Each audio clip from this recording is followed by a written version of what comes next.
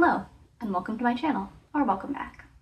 Today's video topic is on getting in the flow state, Butoh, and maybe a little bit on karma. We'll see. So I wanted to start with this quote from his book, The Wheel of Life and Death. And there's an interesting story in here about a Zen master who dies, and his disciples are at his funeral. And a priest comes by and says, "Why are you not weeping?" And so a disciple says, I will weep if you can give an appropriate word that fulfills the Buddha's teaching." And the priest cannot come up with an appropriate word, and then the disciples begin to weep. So then it asks the question, what is an appropriate word? An appropriate word is any live, spontaneous word or action charged with the force of one's whole being. The admired live word is the gut word, concrete and vibrant with feeling.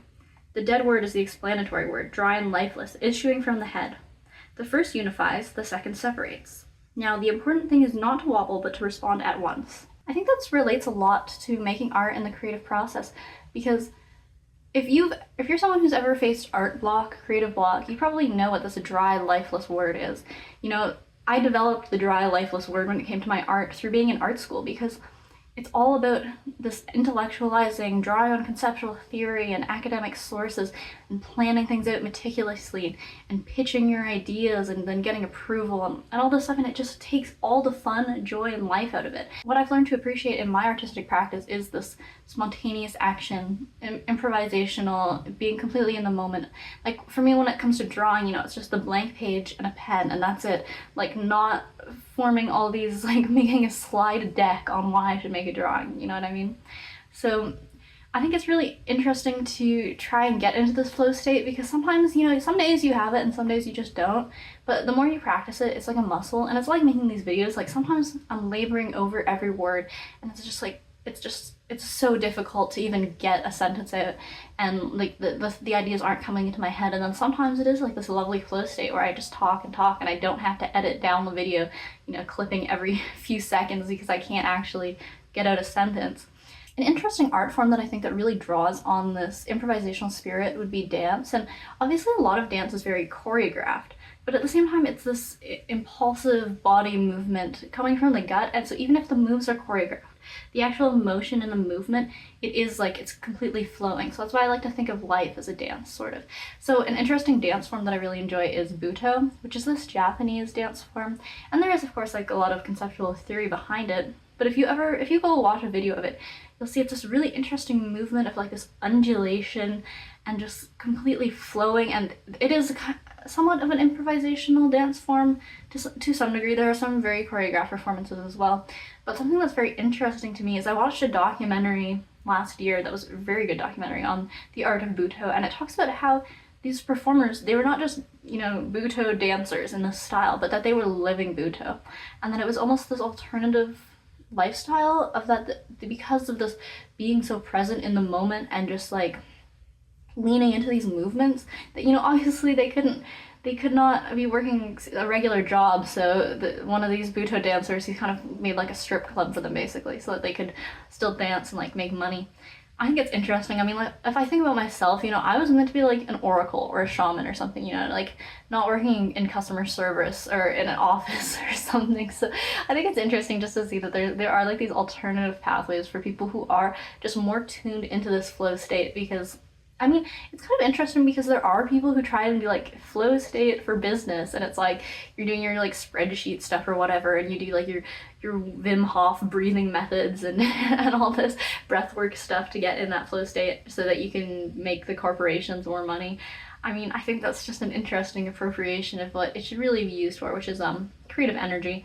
And of course you can use creative energy for non-creative means, but I just think that's a little off base. I think you're not getting the full benefit out of it. And I wanted to talk a little bit about karma. Yeah, like, you can say like, I don't believe in karma, like whatever. I mean, that's your own choice. I mean, you don't have to, like, whether you believe in it or not, it's there. So, and people have a bit of a misunderstanding of karma, because it's just, like, obviously there's this pop cultural idea of like revenge, essentially, and I would not describe karma in that way. Really what karma is just the law of cause and effect, that actions have effects, and that there is this energy, and the energy will continue on, and animate things in such a way until the energy is transformed or put into some other purpose. So it's like when you have an action that has this karmic consequence, the karma just has to play out, the energy just has to play out, and it's not necessarily that it will play out in, you know, immediately. I mean, sometimes it does, but sometimes it is like in another lifetime, I suppose. And so that's something interesting that's brought up in this book, The Wheel of Life and Death, that this analogy for life and death, that I hadn't thought of it this way before, but it actually makes a lot of sense, which is that birth and death are two sides of a door frame. So, you know, when you like have the exit and the entrance, that is what birth and death are, but it's just this door frame. I'm extrapolating a little bit from the analogy here, but then you can imagine that there's these endless corridors with so many rooms on either side of this small doorway, and that what we think of as this singular life is it's so much more than you know, a straight tunnel where birth is at one end and death is at the other. Yeah, I like that doorway analogy. And then I had another quote from this book that I really liked, and it was about Tolstoy. So he's saying, essentially, this was like a letter that he wrote close to his death, so in his final years. And like I mentioned in my previous video, he talks a lot about death, which is, I would look to his work if you're more interested in this topic. But essentially he's saying, in our lifetime we have thousands of dreams, and you can think of this lifetime as also just another dream in a series of dreams, and that we have not awoken to this waking life, which I think is interesting. This is a very like Eastern way of thinking about it. And then after that he says, I'm not playing, not inventing this. I believe in it, I see it without a doubt.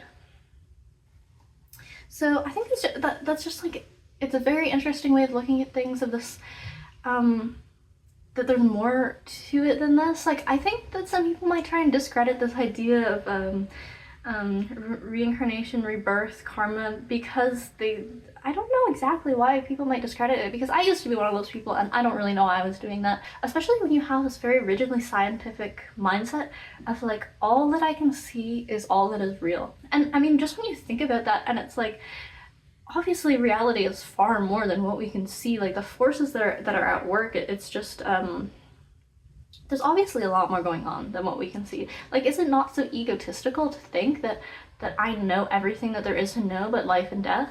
And Socrates in fact mentioned this as well, is that it's completely egotistical to think death is the worst punishment that there could be. Like, how do you know that? Because what if death is the greatest gift that you could be given? You have no idea, because in your own limited mindset, like, this is all that you know. And a little bit on karma, yeah, like, I think you shouldn't get too religious about karma per se, but like making out these lists of like good karma, bad karma, that's not it exactly. Like, I feel like maybe people who are raised in more of a Christian society, and then they apply these Christian ideals, and like also like obviously like, a lot of Buddhists got a little bit off base with this too, of being like a little bit misogynist about the whole like women and their sins and that sort of thing. But no, I think that there is just like how you can benefit from thinking about karma is just, it gives meaning to everything that you do in your life, and just knowing that any action that you take, it will have some sort of consequence. It's not inconsequential. And if you're just sitting here in your room fearing death and fearing the end and thinking that nothing that you do has any consequence in this world, I just think that it's just limiting to your spiritual growth. But if you dedicate yourself to believing that there's something more, I mean, you're giving yourself a better chance at having some sort of life after death, really. If you dedicate your life to spiritual means, it's more in the cards for you. So I think that's just an interesting way of thinking about this sort of thing. And I hope that this video maybe inspired you. This was just a short one. I just wanted to get some thoughts out there. And yeah, I hope it inspired you to try and get in that flow state a little more, be a little more creative, and not fear death so much. There's nothing to fear.